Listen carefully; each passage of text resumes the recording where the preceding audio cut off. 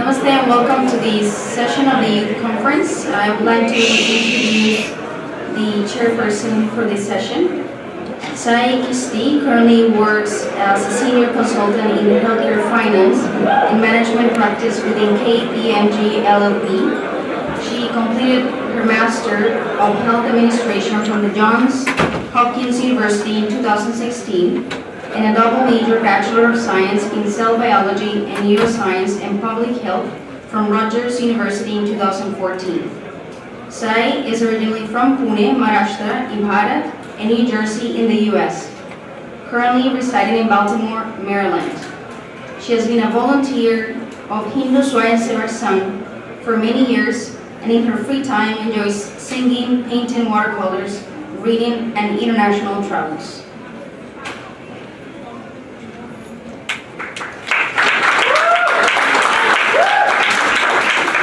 Thank you, Priscilla. And thank you to everyone here for making it on time. I know it's hard to turn away from chai and cookies. So today's session, the second session of the Hindu Youth Conference, is called Engaged Hindu Action Through Knowledge. So in today's digital age of mass communication, social media, education and dissemination of information in an accurate format are really crucial if we want to position our society and really take ownership of our narrative as Hindus. So as students and young professionals and others in the room, we really must be appropriately positioned to speak for our perspective in a variety of different fields as well, and in important arenas where our voices are sorely needed. The hope here is really for a more proactive as opposed to a reactive approach to upholding Hindu knowledge and values. So owning that story and having representation to speak up for it as needed at international or interdisciplinary tables is really, really crucial. So this session will feature a variety of young Hindu thought leaders who will, through both formal and informal educational tools embedded in regular practice, discuss how we can prepare the current generation to reclaim and represent what is Hindu and Hinduism in the public space. To think outside of the box regarding our careers and positions of power.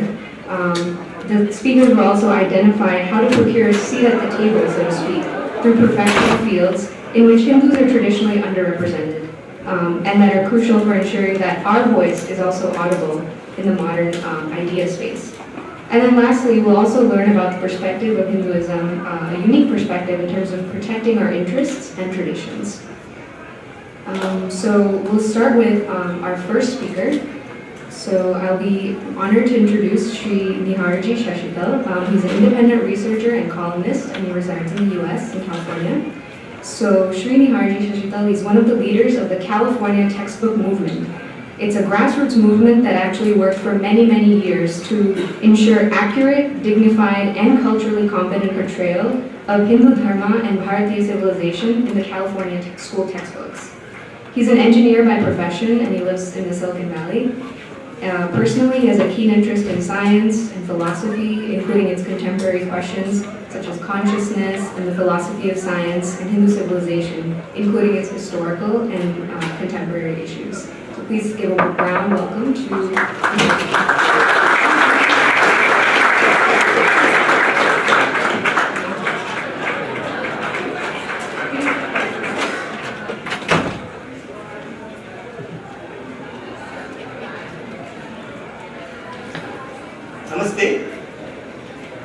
It's wonderful to see you all here, such a vibrant crowd. I'm here to speak on the topic of ensuring a knowledge-based portrayal of Hindu Dharma and Bharatiya civilization. I will be taking the example of California textbook movement, which I have been personally associated with. So, when we discuss knowledge-based portrayal of Dharma, we always talk of it as a challenge, right? Why so? What's the challenge in that? And why is it a challenge? Well, to put it in one word, if I were to put it in one word, to me, it's colonialism. Colonialism itself might have ended many, many decades ago, but it lives on in the asymmetry of institutions that produce knowledge, in the academia, in media, in policy making. It manifests itself from the books that are read to infants to the laws that are made to govern nations. Okay? So, let's have a small example here.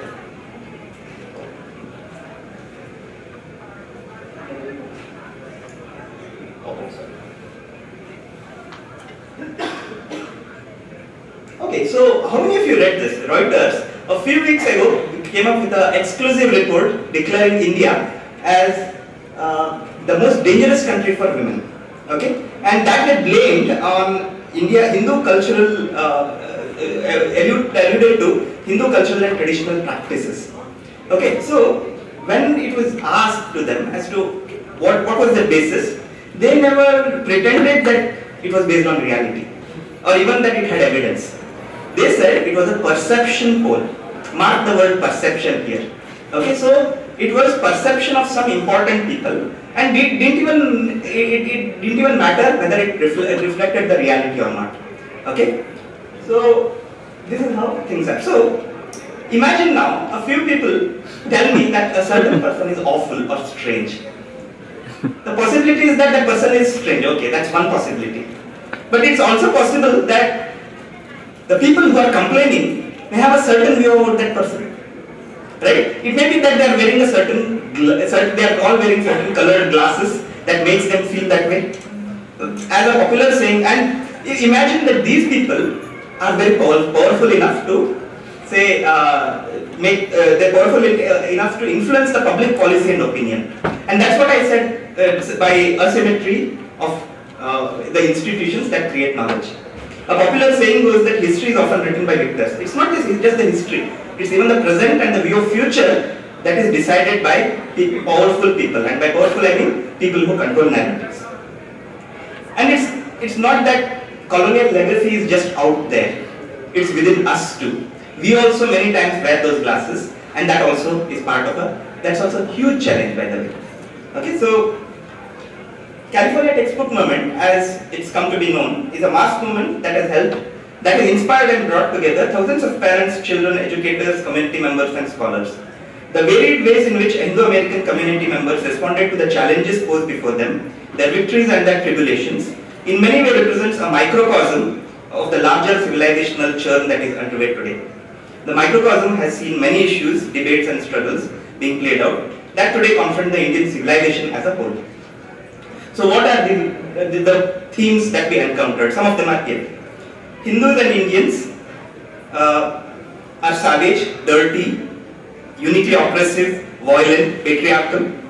They have outdated practices, customs, rituals that are problematic to today's world. India is not even civilization. India came into existence only in 1947 because British constructed this idea of India.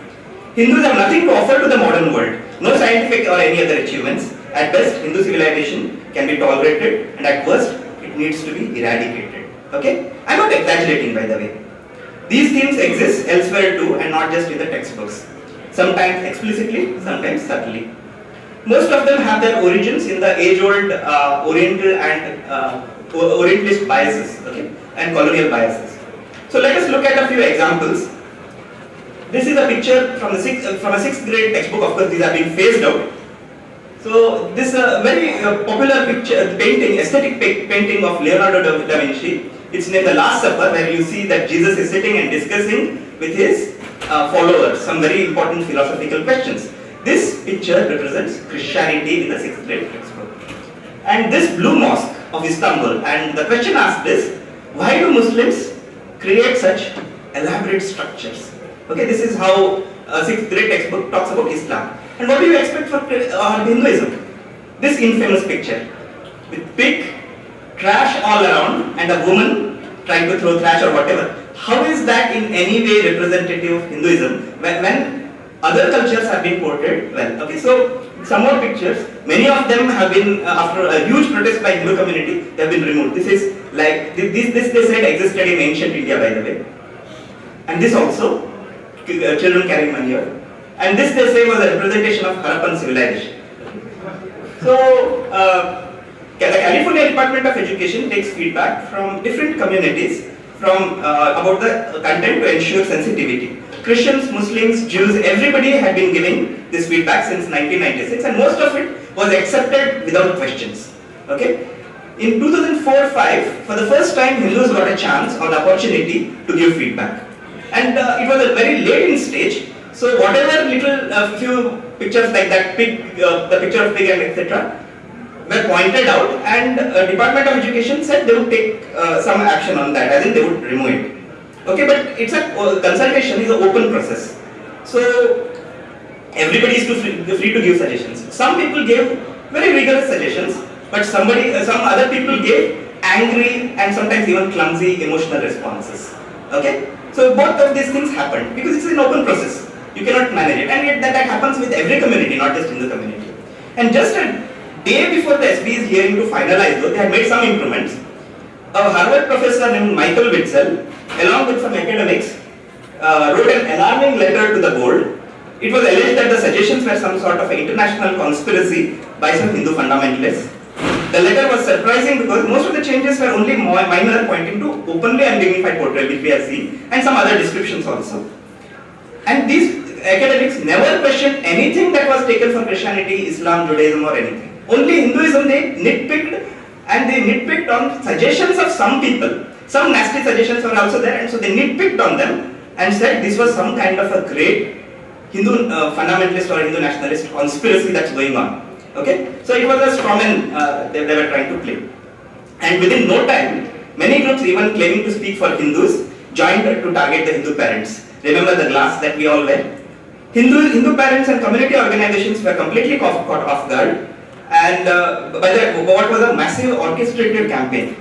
The SB panicked and reversed some of the important changes. Importantly, the forces antagonistic to Bharatiya civilization and Hindu Dharma rejoiced it for many years as a humiliating defeat for Hindus. Okay, so many people became hesitant to identify themselves with the movement after that. Why would anybody want to be called a fanatic or fundamentalist, right? So, but some people and organizations at least had learned from the whole process and moved beyond and the failures and had started working without much pomp, and when the process reopened after many years in 2013. They continued to constructively engage the Department of Education. Some changes were made, like for example they added yoga here and some scientific contributions there and that time. And again when these were to be frozen, you know what happened? A group of academics again wrote to the board and ran a very visceral Hinduphobic campaign. They tried not only to nullify whatever improvements had been done over many years, but they also attempted to remove mentions to India in the textbooks. Okay? So, and again it seemed that history would repeat itself, but this time the community fought back. That India itself was now being removed struck an emotional chord with the whole community. Even those who were shy or afraid because of the campaign by the Hinduphobic groups, including many academics, started supporting Hindu community. The movement got massive support, and some changes were reversed. Importantly, India was restored in the textbooks again. Okay, for the first time, Hindu community thought it could respond. Okay, otherwise there was lack of morale and confidence also. In the coming months, when it was found that the textbooks had major problems, they had major problems with the massive movement was launched. Thousands of parents, children, community members spoke up, but barring a few instances this time, all of them made very studied and effective representations to the California Department of Education. For the first time in the history, CDE agreed that some textbooks adversely reflected on Hindus, which is against California law by the way, and two most Hinduphobic books by an important publisher were rejected. This was the first time that any agency, governmental agency, had acknowledged that there's some bias against Hindus in the textbooks. Okay, so, but that does not mean the textbooks have fully improved and they're all perfect. Okay, so this is just the beginning by the way, and a lot of fight is still there. But the point is that Hindus got confidence that they can fight back. And importantly, you might have been wondering what happened to the academics this time, right? So Witzel, like in 2006, Michael Witzel and a bunch of academics and Hinduphobic groups wrote letters to the board just 2 days before the final hearing and launched a massive Hinduphobic campaign. But this time, the Hindu community gave such studied and brought the academics and everybody also to the fore, and also the children. Many of youth here have also participated. Some of you who have come from California. They made very studied and rigorous representation based on knowledge, and with that, the letter this time was rejected. Okay, the letter by Michael Witzel and co. So Hindu community had shown that it could constructively engage based on knowledge and rigor and could bring about a change. So this is what has changed in a decade, but a long way to go. Namaste.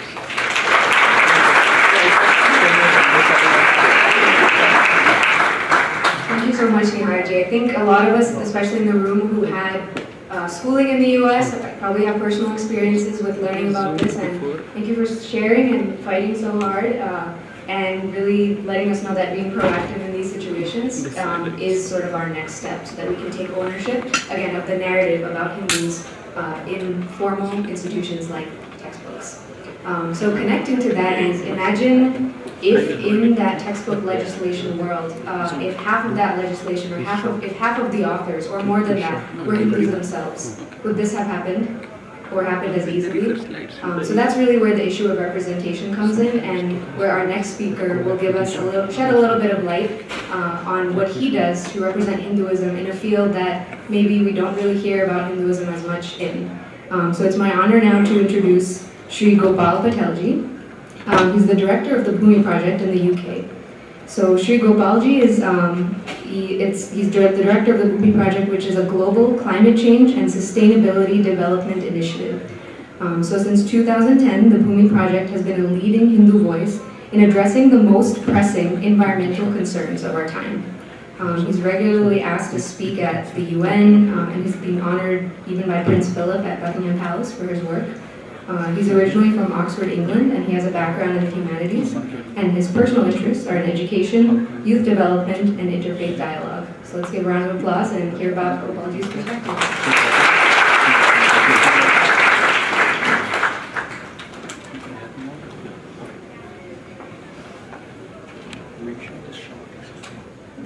That is a terrible picture of me. Should have changed it.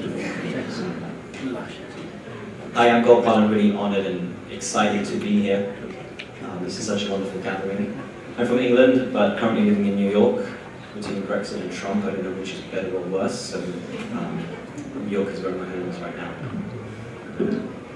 So what does the Bhumi project do? I'm going to speak about, I don't really have any fancy slides, that's the only one I have. I'm going to talk about addressing underrepresentation of Hindu knowledge and strategic approach.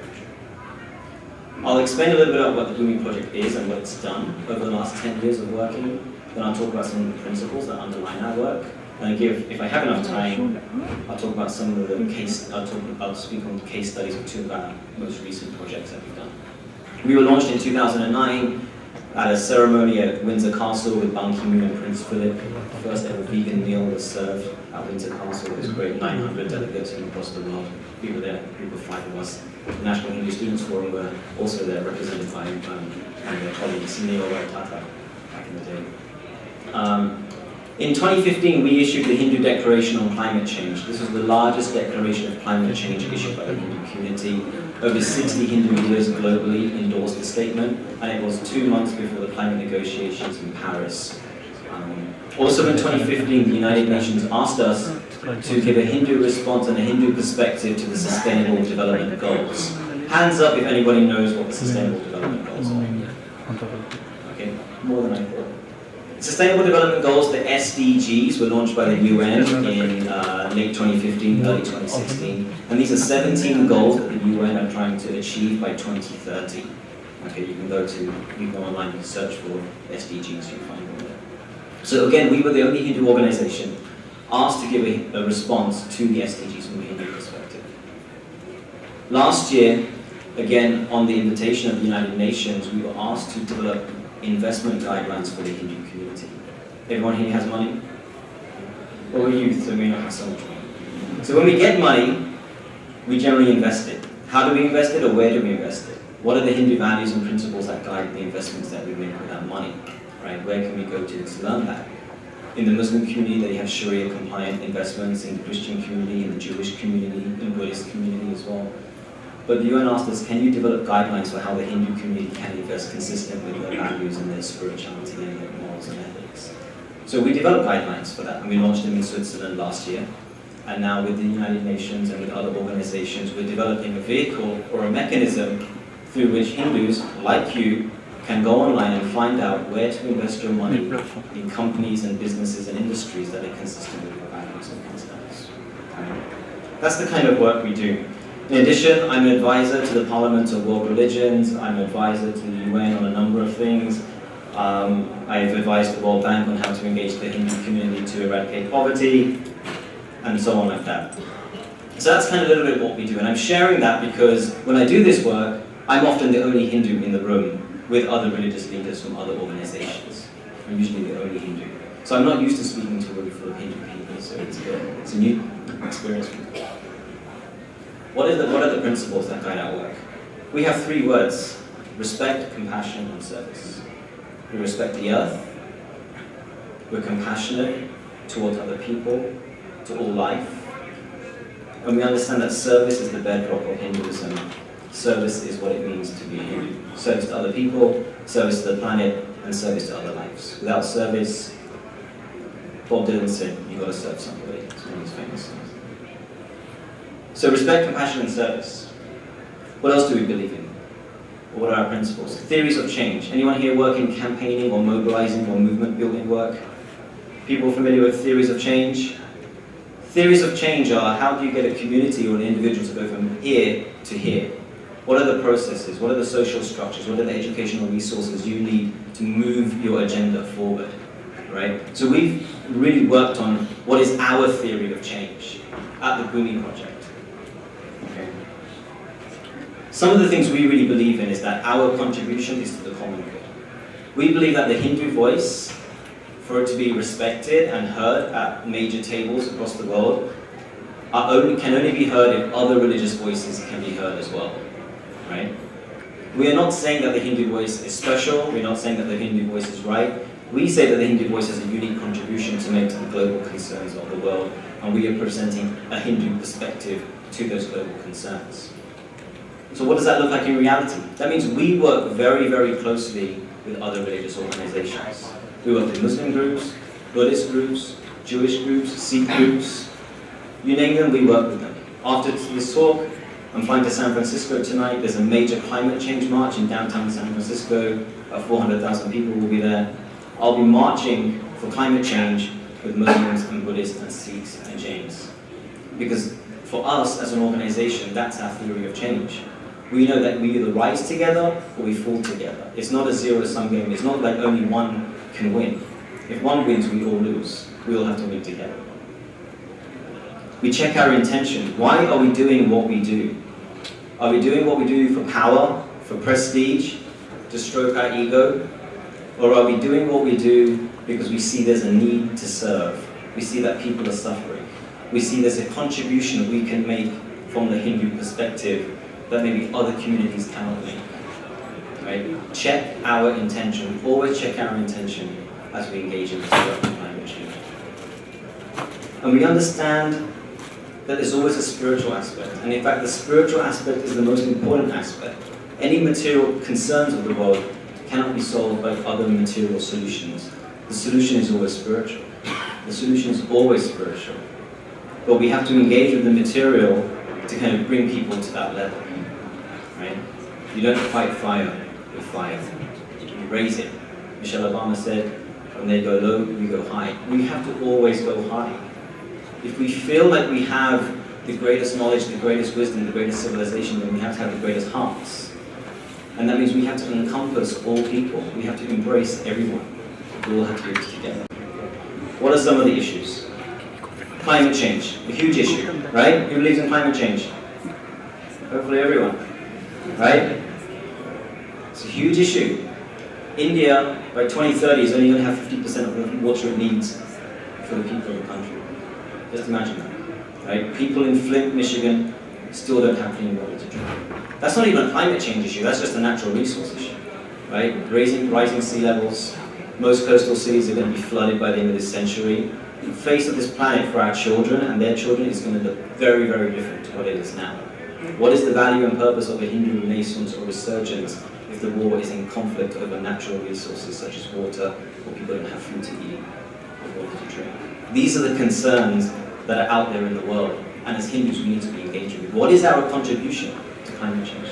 What is our contribution to the fact that women are not paid the same as men? I've got 3 minutes. It's a breakdown in socio-economic structures of the world. Capitalism has failed, and we're seeing that right now. As Hindus, what is our contribution to the economic model of the world? Do we buy in to the economic model, or do we say there's another Hindu economic model? These are the things we need to do. Quickly for the last 2 minutes. One case study, the work we did on finance, when the UN asked us to develop these guidelines. We did it very simply. We went to the Bhagavad Gita, we read it, a book we read a number of times, and we pulled out 5 principles from the Bhagavad Gita which informs what we say should be Hindu investment guidelines. I'm just going to list the 5 and I'll be out of time. The 5 are Samadarshina, equal vision. Everyone is equal, so our investment should go to those projects which promote equality. Dharma, dharmic. What is dharmic? Are we investing in alcohol, pornography, animal testing companies, or are we investing in those things which are good for the planet? That's dharmic. Ahimsa. Are we investing in natural resource extraction companies? Are we invested in Shell, BP, Chevron? Or do we invest in renewable energy companies? Yagya. In Hinduism, you give before you get. Right? That's the principle. You give before you get.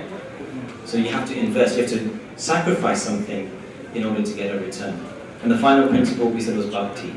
Bhakti means everything is connected to God and everything we do should be connected to God. So our investment should be aligned to that. So this work isn't hard, but we have to think differently, I would say. We have to understand the concerns of the world, right? And then we have to think critically, not in a negative way, but critically means look at our texts, look at our traditions, and look at what did it mean when Krishna killed the Kaliya serpent in the Yamuna River. Isn't that a metaphor for river pollution and the cleaning of the rivers? The Yamuna River right now is a dead river, declared by the Indian government. No life can live in the Yamuna River once it leaves dead, right? So these are the things we have to do. I think I started 1 minute, but I think I'm done. So thank you very much.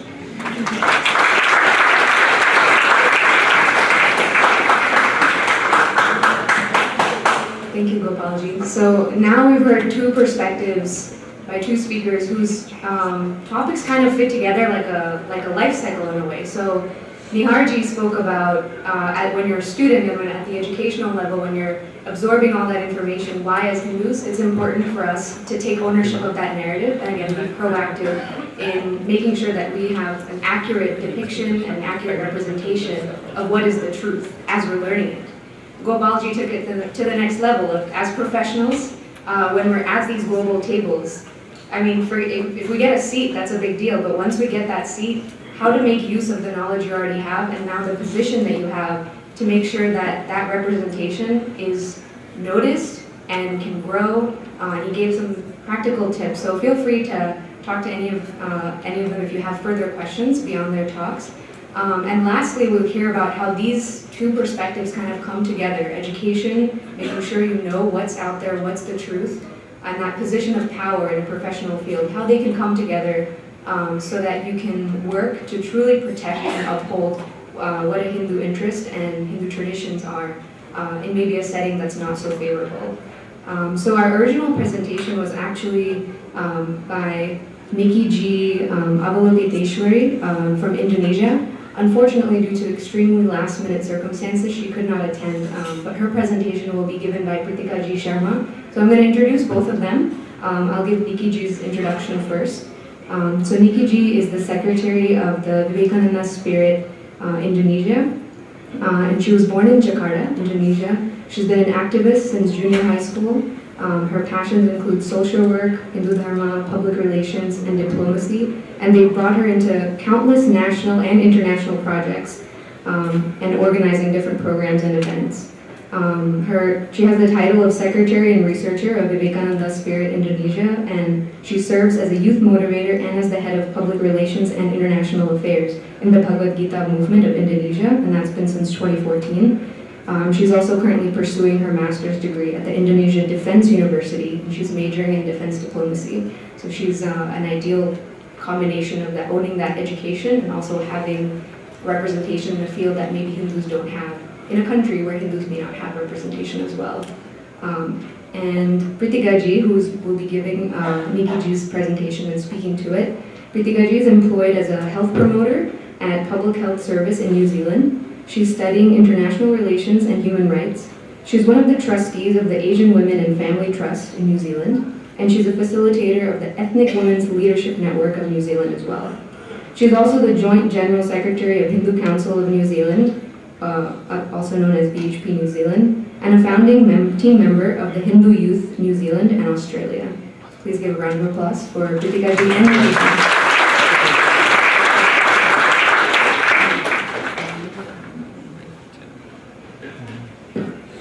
Om Swastiastu. This is the greeting from Indonesia, Bali, and if Nikki ji was here, this is the greeting she would give. Nikki ji's topic is the importance of defense diplomacy to solve the problems faced by Hindus in Indonesia. Now, before I begin the presentation, how many people are aware about the Hindu population in Indonesia? Many people, that's wonderful. In Bali, what is roughly the Hindu population in Bali? Yes, it's a very large Hindu population. Once upon a time, although Indonesia used to be a Hindu country, the old temples, or should I say ruins of old Hindu temples spread all over Indonesia is proof that Indonesia used to be a Hindu country. However, today, what is Indonesia? It's a Muslim country, right? From all over Indonesia, it's only Bali that is more than 95% Hindu, and the greeting in Bali is Om Swastiastu. As I proceed in the presentation, I will present some challenges that Balinese Hindus are facing within Hindu community. Hindu community in Indonesia, and especially Bali, is facing lots of challenges, as Nikki ji has written here in her presentation. Internally, she is saying that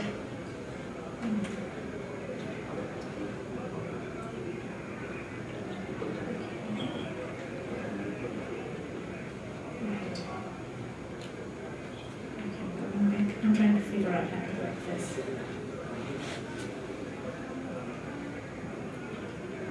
Right, here we are.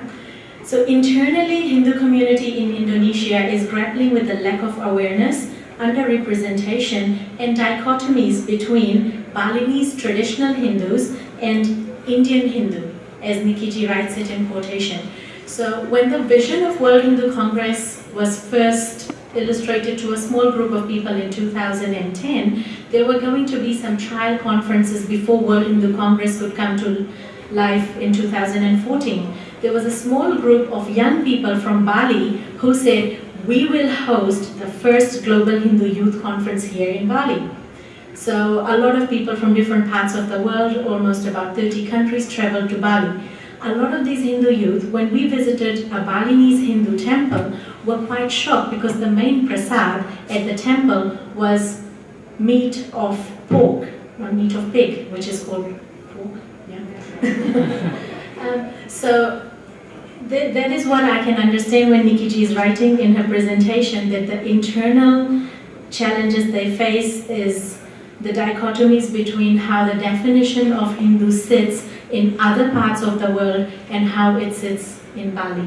So Hindu doesn't necessarily mean a certain type of food or a certain type of dressing, but the Hindu diaspora extends beyond our way of life in day to day. Some external challenges that Hindus in Indonesia face are radicalism and threat to conversion wave. Therefore, to face this problem, Hindu community must work hand in hand, unite and eradicate the dichotomy through spreading awareness among themselves. Now, when we live in small communities, Nikki ji is very talented with the presentations. Whereas I'm a very simple person, I would go one click, everything should come on the slide. When we live as Hindus, when we live in small communities, it is extremely important for us to network broadly and widely and network with advocates and influencers from across the world. When we are a small community in any country, we must invest in developing support system so that in times of adversities, we can get help from around the world. For example, when Balkan country like Yugoslavia, when ethnic minority were threatened during the civil war, they lobbied against NATO countries, and as a result, NATO bombed Syria to rescue the ethnic minorities. There are some countries in the world where Hindu populations are very isolated. Maybe not isolated, but there are small populations. Their representation in media, in politics, may be very small. Therefore, they run the risk of running into adverse situations. Therefore, it is extremely important for us, people around the world, to network with each other. For example, I'll tell you this, a young person from Fiji attending the Congress, I don't know if she's in the room at the moment, but in Fiji right now, national general elections are running, and as people may have heard in the media, CIA has put negative news about Vishwa Hindu Parishad in the media. So there's a negative campaign about Vishwa Hindu Parishad Fiji. So what people, Hindus outside of Fiji are doing is they're doing some counteract emails that go out to people, which is not necessarily from people in Fiji. Now you're interrupting my presentation. Phones on silent, please. So people outside are running this campaign about spreading good work that Hindu community is doing all over the world, because when you are a small community, isolated, sometimes it is really difficult for you to stay within the same community and be able to put your case forward. If we do not build these networks, our existence will be under threat. Right, in the next slide, Nikki ji is talking about Arthashastra, which has taught us about theories and concepts of statescraft and defense diplomacy. Through Saptanga theory, Kautilya defines a comprehensive national power of state, and through Sadgunya concept, Kautilya defines the 6 fundamental posture to build an effective foreign policy as well as to build strategic partnership. Those theory and concept were not merely applicable to build strong state and reach its national interest, but these can also be applied to community. Just like a strong country should have a strong defense diplomacy, so do the community. They have to apply defense diplomacy in a way that is not merely talk about military, but on how to use the power of diplomacy. Negotiation and communication are important tools of diplomacy. What I found ironical is that Nikki was supposed to talk about diplomacy here at the forum, and she was unable to travel to the conference because she was denied a visa. That is the reason why Nikki is not present here today. So if someone comes to you asking for which field of study do I need to get into, ask them to get into diplomatic fields. Ask them to get into places where, where we are part of the system that is processing visas and making decisions and sitting around the table, just like Gopalji was talking about. When he goes to an audience, he's the only Hindu person in the room. Why not? There are many of us.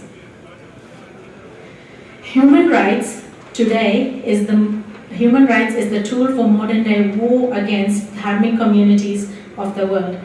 Right now, we as Hindus are losing this because if you look at the field of education, humanities, social sciences, and international relations are dominated by non-Hindu minded people. They may have grown up in a home where their parents offer jal to Surya, jal to Tulsi. They may have Ramayana and statues of Bhagwan in their homes, but the next generation may not necessarily be Hindu minded.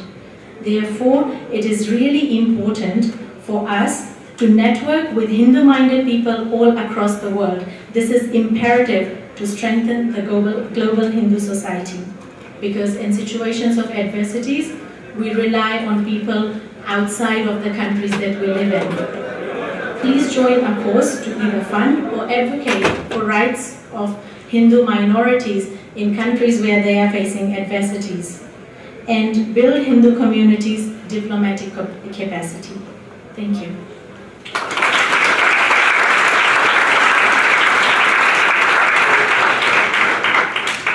So big thank you to all of our speakers. And now you'll have a chance to interact with our speakers that are here. And before I hand off the mic to them, if any of you are interested in reaching out to Nikki or connecting with her, learning more about what she does, please let us know and we can try to make that connection as well. Just because she's not here doesn't mean she can't interact with all of you.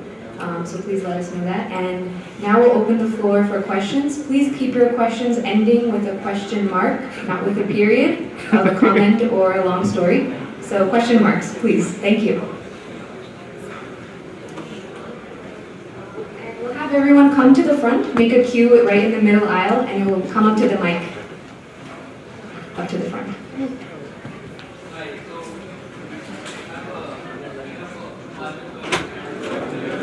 Can everyone hear him?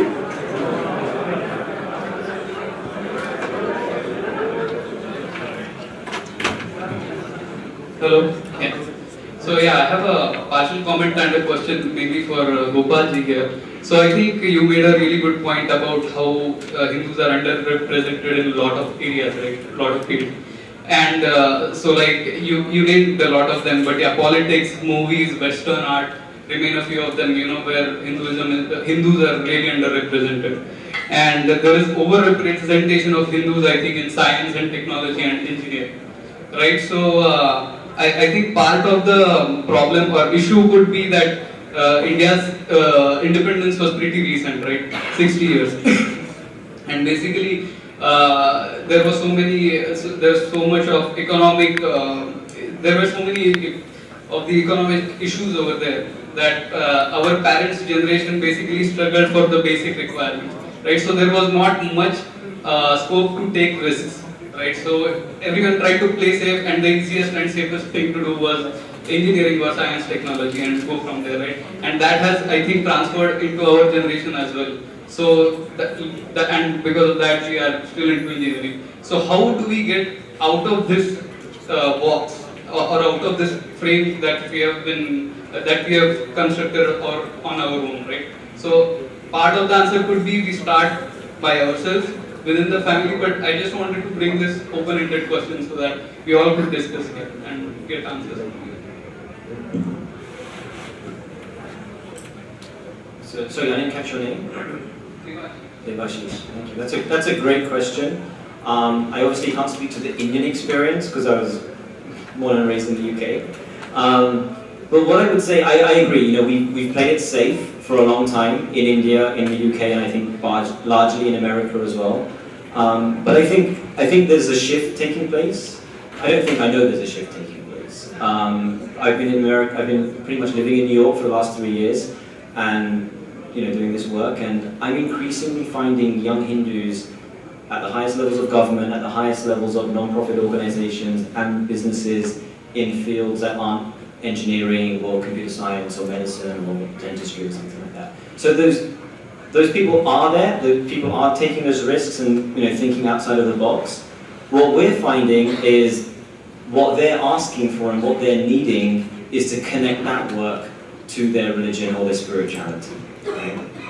That's where the gap is. So I know people who are very senior who work on climate change at non-profits. One of Obama's chief climate change people was a woman who lives in Massachusetts. But they have no connection because largely they say because the infrastructure isn't here in North America for them to be connected to a Hindu organization and so on. So they want to connect, but the resources aren't there to do it. So it's happening. It's going to take time, and it's probably going to be.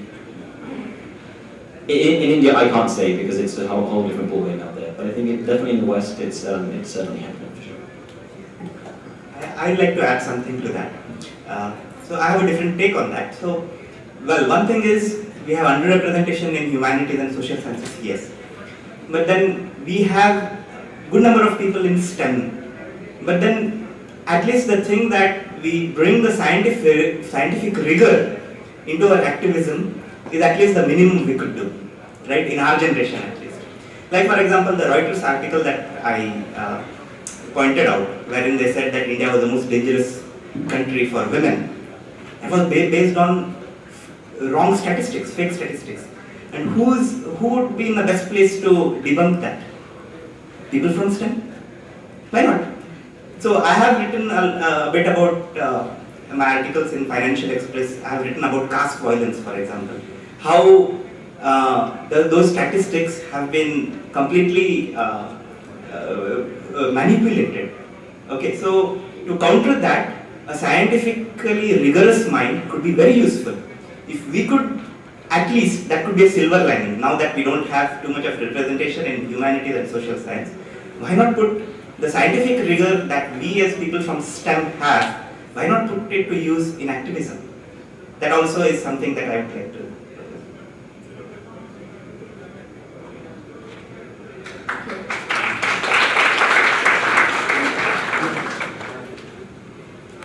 Namaste, my name is Rishabh. I had a question for Pritika ji.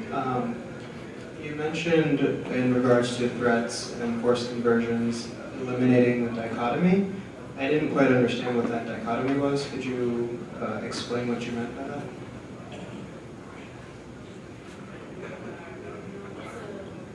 I think Nikki ji was trying to explain two things. One was internally within Hindu communities, the lack of awareness and acceptance of information that traditional Balinese Hindus had from within Hindu community, and then the external she talked about was radicalism within Indonesia. I don't quite know the details. I'm sorry. We'd have to ping Nikki and ask her. That's the advantage of presenting someone else's work. You say questions to Nikki. If you have more questions, you can come up to the front. Yeah, hi, this is Gaurav from Detroit. I have a question for Nihar. Kudos to your work for the California textbook issue, but I'm still wondering what happened later on. Like the people who represented facts about Hinduism, did they apologize, or was it just as in, okay, it's been taken out, so what about that? And there are still 49 states in the United States, so what's the situation there, and what's the way forward? Yeah, very good question. So the point is, it's incremental always, and we don't think we can expect apologies from anybody, right? So the other side has fears as always, and they would be fears. Okay, why? Well, we'll have to study about them. So why they are Hindu-phobic is something which we can definitely study about. So the current progress is this. In 2005-06, Hindu community was a lot more vulnerable to the attacks from the Hindu-phobic forces. Okay, and clueless also as to what was happening. They had a huge infrastructure and everything. Today, that has changed to a certain extent. Today, Hindu community is in a position to respond. Okay, that doesn't mean the battle has been won in any way. No. Okay, that only means that a certain capability to respond has come. Okay, so what happened in November 2017 was that for the first time, two Hindu-phobic books by a publisher named Harcourt, HMH, which is called Houghton Mifflin Harcourt, were rejected by the California Department of Education, later ratified by State Board of Education also, as in the rejection was ratified, wherein they said that these books adversely reflect upon a religious community. And who had complained? Hindu community had complained. There are multiple facets to this. In 2005-06, when they came up, the Hindu-phobic forces came up with a lot of tactics. One was, they said, for example, that Hindu community didn't have academic support, or they were not rigorous, or they were not fully represented by the Hindu community. They said they don't represent the Hindu community. Each of those aspects were taken as valid criticisms by Hindu community, and the Hindu community tried to respond to them. Till at least 2015, as I pointed out, when they brazenly tried to remove India itself from the textbooks, a lot of academics were not even supporting the Hindu community. But for the first time, it so happened that they tried to take out India itself. A lot of people thought that this was a limit. Okay, even academics from the mainstream humanities and social backgrounds in US, about 40 of them now have started supporting the Hindu community in terms of their demands. Not blank check anyways. And second thing, they said that this was not widely represented. So Hindu community, didn't represent the Hindu community. So the Hindu leadership today belongs to many linguistic groups, because They, for example, brought in the Tamil groups and said that, oh, these people are anti-Tamil and such things. Or they said they don't represent them fully based on caste. So such things were taken care of. Okay, so ultimately it was that after these publishers, 2 important books were rejected, they are going to lose a lot of money. And that's where is the bottom line. And many of the publishers want to correct their books by themselves. They don't even want to go to that level. Okay, so it's an incremental process. We don't expect the Hindu-phobic groups to oppose. They will still play victim, they will play everything. Incrementally, we should see to it that the textbooks will change. One caveat here, that doesn't mean that because we have done this, that we are going to win always. The Hindu-phobic forces may strike back stronger the next time. But we are at least building the capability to respond.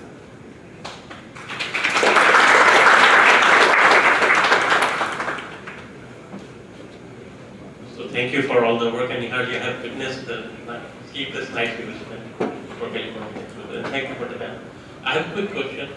When I go out of this conference, my name is Abhinav Shukla. I am visiting from Sacramento, California. My question is, when we go out of this conference as youth, as a student, or as anybody, and we come across a news article in a TV channel, a newspaper, on a website, which feels wrong to us, you mentioned that we need to see if it is correct as per the data, but where do we see that data? And if, let's say, we find the data, what we do after that? That we see there is a website which is showing wrong data, and now we have the correct data. As a student, as a youth, what's next for us? Anyone of you would like to take this? I would pitch in my points. Okay, I can go ahead. So, yeah, okay. So, that's a good question. I don't think any of us have a definite recommendation that we can make about fake news. Here we Hindus face double problem, or the Hindu civilization itself. So we face double problem here. One is that there is fake news. How do you know it's fake news? Somebody fact checks this and tells you that it's fake, so it's fake news. What about the Reuters article that I showed you? Who fact checked that? And even if somebody fact checks that also, would Reuters accept? No, they didn't accept. Right? So we face a double problem here. One is because of underrepresentation and bias. There's some part, and there's fake news also. The other side, for example, that's why I was putting so much of emphasis on scientific rigor here. When for example we become activists and want to change something also, something favorable comes about the Hindu community, we suddenly jump on it and lap it up. We shouldn't do that, because if it's not rigorous, what would happen? It would boomerang on us, right? It would boomerang badly on us. So it's very important, and that too, in this situation when there is that the opponents, there is asymmetry, as I said, right? When there is asymmetry and we are on a weaker side, small errors of ours, small amount of clumsiness that we make, boomerangs very, very badly. The only way, I think, I don't have a direct recommendation to that about what to do about fake news and other stuff, but one thing that we could do is be skeptical, build scientific rigor, and that comes to Devashish's points also, that since we are from STEM, at least we could do that, right? So. Good luck to that. One other thing to do is organize ourselves. A part of the question was, where do I go and what do I do? For example, in New Zealand, there was a small group of people who registered Vishwa Hindu Parishad as an organization. By small group, I mean only 4 people. If there was a false news about Hindu community in media, what strength do 4 individuals have? However, they registered Vishwa Hindu Parishad of New Zealand as Hindu Council of New Zealand.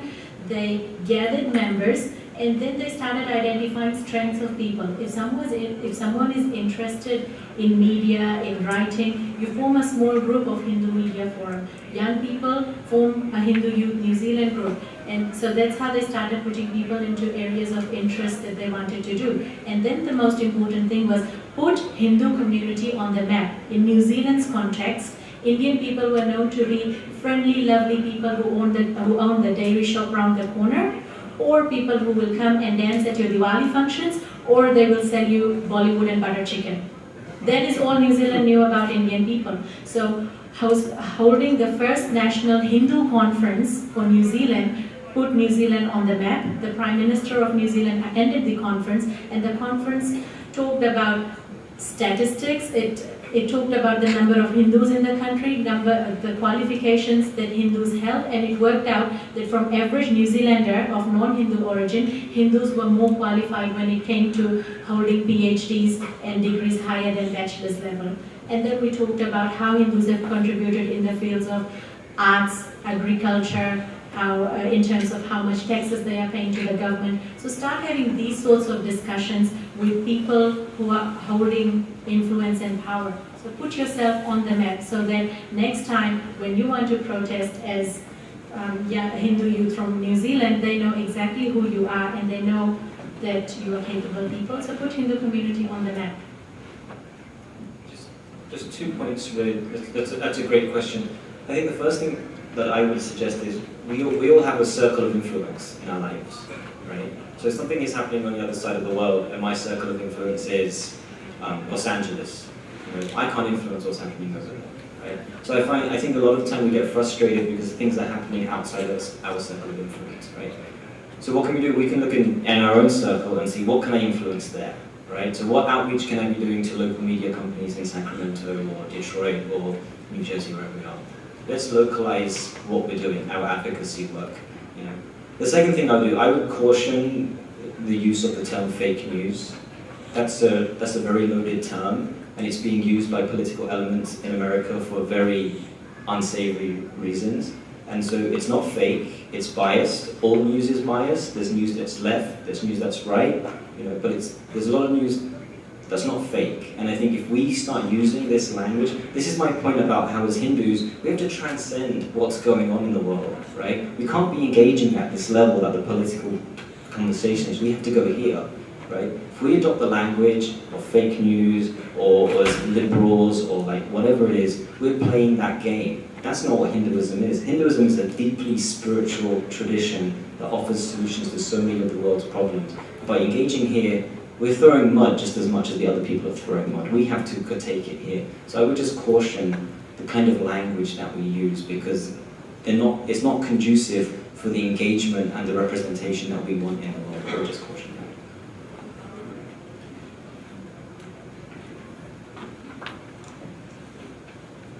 Namaste, this is, my name is Sanjay. I'm from North Carolina, USA. So I know I'm not on the panel, but if I may, this is a really quick thing. So if you see something that's false reporting, right, journalists are obliged to report truthfully. It is their professional obligation to report truthfully. So hold them to that standard. There's nothing stopping us from holding them accountable to their professional standards. So that aside, I mean, you can write your own articles, whatever else. So getting to my question, we mentioned that a lot of Hindus are in STEM fields, which financially is very lucrative, usually. So what I want to know is there anything, any infrastructure, any organization set up where we can, I guess, donate money to fund studies in the humanities? Because, I mean, any kind of academic research takes funding. So is there anything like that set up where we can contribute and fund research that's pro-Hindu? I think we are not supposed to talk about fundraising here, right? So I'm not.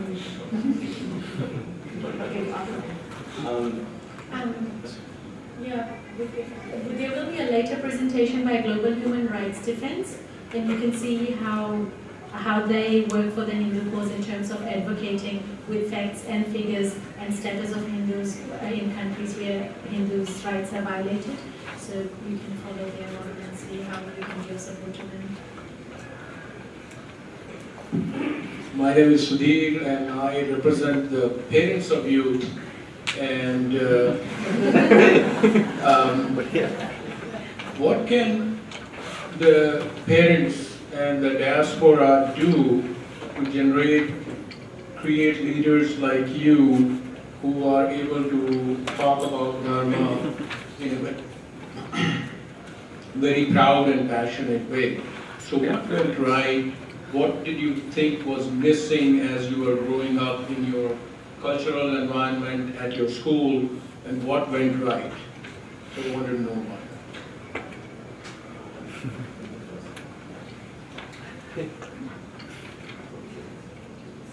I would say to encourage your children, just let them interact with people their own age.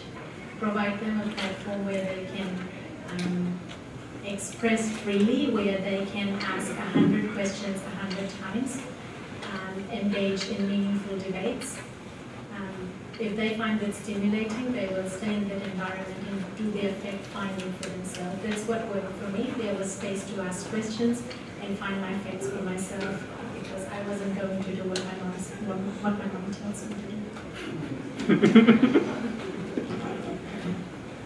So, I think this question was in a different way put in the earlier panel also, wherein there's a pressure that how do we stay Hindu, as in how the next generation, because a lot of Hindu parents, and not just Hindu parents, youngsters also, because there's so much of Hinduism. There's like, if you come to Bay Area, the parents send their children to Bharatanatyam, to Sanskrit class, and at least 4 classes a week, I suppose. So there's so much of pressure to take all of that forward, right? So Hinduism is, or Hindu Dharma is so big, as in like so many things to take forward.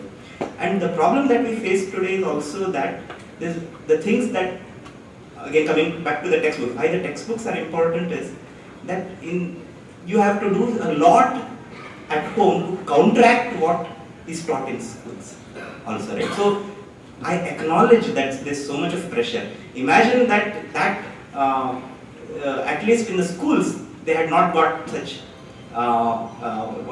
adverse reflection of Hindu Dharma, then the burden would have been a lot lesser in the parents.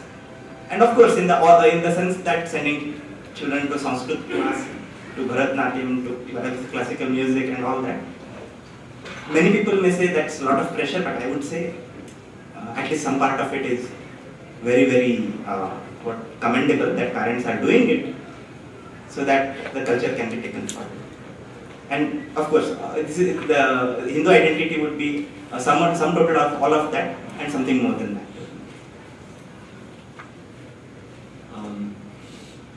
When we work with Hindu temples in the US, India, and the UK, and other parts of the world as well, what we find is that the young people want to do more, but they always get resistance from the temple leadership. And I think that's generally consistent. I see some nodding heads in the audience. I think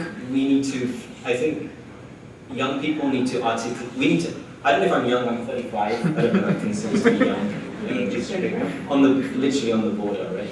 So I'm going to consider myself youth. We need to articulate our voice, we need to articulate our needs. We have to understand the concerns that our parents' generation had aren't our concerns, but we have to understand what they are. The world of the 1960s and the world of the 1980s is very different to 2018. And the challenges that young people are facing now are so much different than what our parents' generation had when they came over from, whether it was from Africa or from India or so on. There's no guarantee anymore that if you go to college and you get a good education that you're going to get a good job, right? That guarantee doesn't exist in America or in the UK anymore. It just doesn't, right? That's scary for young people, right? Compound that with like global warming, compound that with all the other issues the world is facing right now. So young people, we need to articulate our voices, and older generation people need to understand that the world has changed quite significantly in about 50 to 60 years, and they need to, I don't say get out of the way, but they need to help and give a lift up to the young people who want to take those leadership positions, but are struggling just in terms of what to do in life, let alone what it means to be a Hindu and how to be a Hindu leader. So I think there needs to be increased intergenerational dialogue on both sides, definitely. Oh, and my youth was, let's not talk about that. Offline again. So we have about 10 more minutes. Maybe you have time for a few more questions. Just give me a time update. Hey, my name is Dr. Shim Brabhat, and I asked Barclay to, if I could just give 2 seconds. So I do a lot of media, locally and nationally, and I felt like I think someone asked a question about what can we do about fake news and all this stuff. And there's actually 3 things that we can do right now. So number 1 is, you mentioned talking to reporters, but sometimes engaging the reporters negatively by getting mad can really lead them to write more negative stories. So you may not get the right point across. The problem, if you go on Google right now, if you type in Hindu, or any of the other organizations, there's a lot more negative press than positive press. We need to change that. And the problem is, a lot of us, if you look at like 200 people in the room, how many of us have posted about the positive experiences you've had so far at this conference on our social media channels? Raise your hand. Probably 25%? More than that. 30%? 40%? Why isn't it 100%? So what happens with us is when we go through these positive experiences, sometimes number one, the problem is we don't know how to explain them. We don't know how to say, oh, I went to an art theater, I went to a puja, I went to the Bali. So we have to ourselves know how to effectively communicate. The problem with these negative stories, and I've been there because I serve as a spokesperson for many organizations, is we may not know how to portray why we have multiple deities on the stage, and then that gets portrayed negatively in the press. So number one, we have to know what we're saying. Number two is, we have to flood the media with positive news. So if you're doing an event, a walk, or something that is not even Hindu related, tell them about how your faith helped you get there. Get the word Hindu or faith with your identity out there. And what that's going to lead it to is more positive news. The third thing is, don't share that negative news. We're more likely to share that negative news on all of our social media platforms, especially the moms and dads in the room on WhatsApp. But yet when we have something positive, we don't share it. So what we have to do is on social media and everywhere, start sharing our stories, whether it's something small or large. And if you're doing something, pitch it to the media. Learn how to pitch things to the media that get their attention. Because at the end of the day, all they want is ratings. So if you look at the headline, it's an art to it. The reason that was rated that way is because it got 1 million views, 1 million clicks, that leads to advertising dollars. But we need to get them to do the same thing for positive news when it comes to our community. So you really, as of now, can start making that difference in your social media platforms, and then in all your activities is when they ask you, who was your inspiration, what inspired you, mention something about your faith right there. Thank you.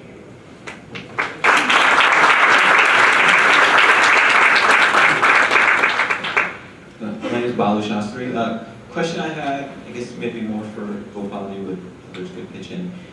These climate change, those type of talks, how much is kind of, being vegetarian, or at least being more vegetarian than current? Because when I read about Paris Accords and all these things, I mean, yeah, they all talk about, oh yeah, recycling and, cut some emissions here and there, whatever, but how fuel efficient is your car and how much meat do you eat seem to be like the two most, it's almost like the starting points. But even like Al Gore's Inconvenient Truth, I mean, he doesn't say a word about factory farming and meat. So how much challenge is there in putting forward these things and going up against certain vested interests? It's a really good question. So I'll say that I've been doing this work for almost a decade. I would say for the first 6 to 7 years, you couldn't talk about being vegetarian as a solution to climate change. Just as a precursor, carbon emissions from the livestock industry are the biggest contributor to climate change, without a doubt. All the cars, planes, trains don't compare to all the energy that goes into rearing livestock and then killing them and transporting them and cooking them and eating them and whatnot. So going vegetarian or going vegan actually is the most impactful thing any individual can do to reduce their carbon emissions, without a doubt. The science is clear. The last 3 years, and I'd say the last 2 years, there's been a shift globally at the UN level where now people are talking about changes to diet.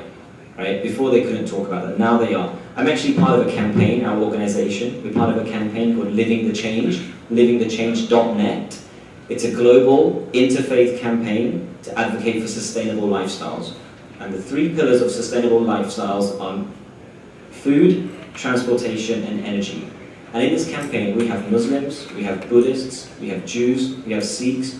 All of them are advocating for vegan lifestyles. All of them are advocating for vegan lifestyles. Right? So now you're seeing, not just in the secular governmental world, people advocating for vegetarian diets, but now religious leaders from across every single religion, even the religions you thought wouldn't advocate for a vegetarian diet, they can't deny the science any longer, right? Everyone now is understanding that going vegetarian and going vegan is the most important thing anyone in this room can do to save the planet from climate change.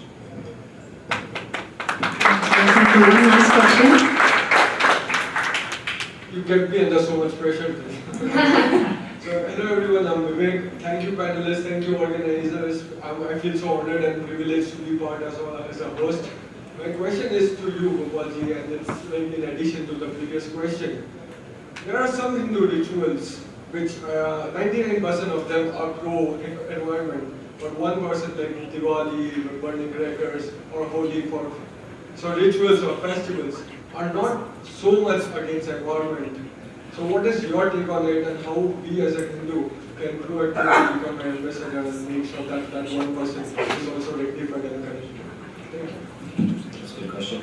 Again, you're seeing shifts in India. You know, Durga Puja, Ganesh Chaturdasi in Mumbai, Durga Puja in Calcutta. You're seeing they're moving away from plastic deities and they're moving towards more clay, cow dung deities.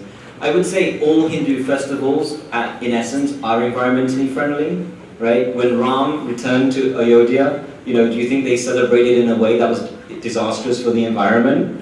You know, they celebrated Lord Ram's return in a way that was good for the environment, right? When Lord Ram lived in the forest for those years, do you think he left it covered in plastic and straw and plates and things like that? You know, he lived in harmony with the environment. Krishna, when he lifted Govardhan Hill, or when he killed the Kaliya serpent, or did all of his things in Vrindavan, he did it all in a sustainable, environmentally friendly way.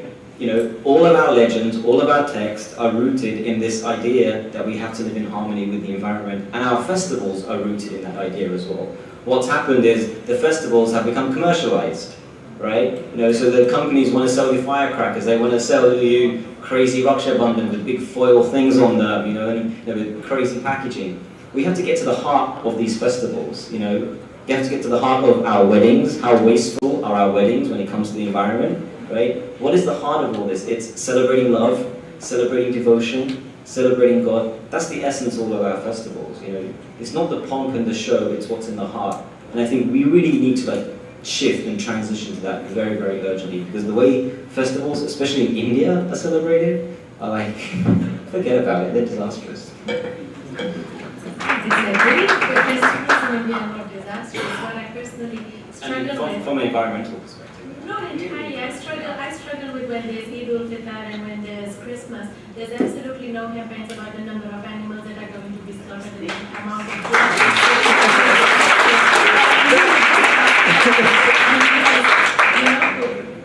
celebrated with a couple of firecrackers, then that's a big issue. So, right, so this is what's called whataboutism, you know. Instead of looking at our concerns and what we can do, we look at other people and say, look how bad they are. We're not in control of what other people are doing. We can't control what other people can do. But as Hindus, we can control what we do. We have responsibilities for our community. And if other people are being environmentally damaging to the environment, that's not something for us to say they should change.